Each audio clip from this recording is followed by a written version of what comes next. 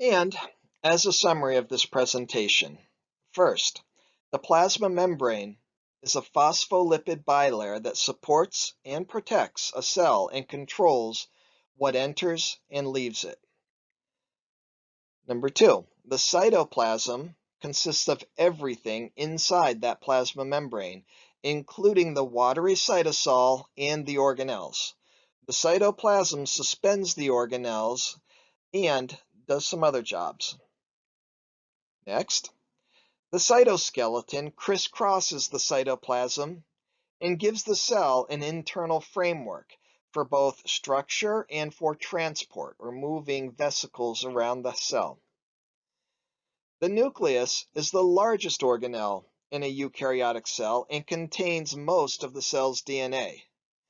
Other organelles in eukaryotic cells include the mitochondria, the endoplasmic reticulum, ribosomes, Golgi apparatus, vesicles, vacuoles, and centrioles in animal cells only.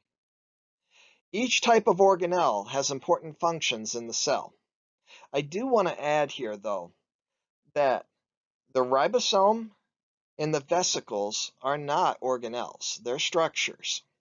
An organelle has to be something that's membrane bound, and while the vesicle has a membrane, is surrounded in a membrane, prokaryotic cells have vesicles.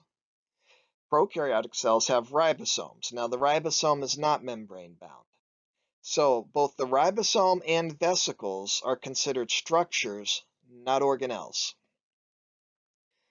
Then, plant cells have special structures that are not found in animal cells or other eukaryotic cells, including a cell wall, a large central vacuole, and organelles that we call plastids, such as chloroplasts, chromoplasts, and leucoplasts. Cells can exist independently as single-celled organisms or with other cells as multicellular organisms. Cells of multicellular organisms can be organized at the level of cells, tissues, organs, and/or organ systems.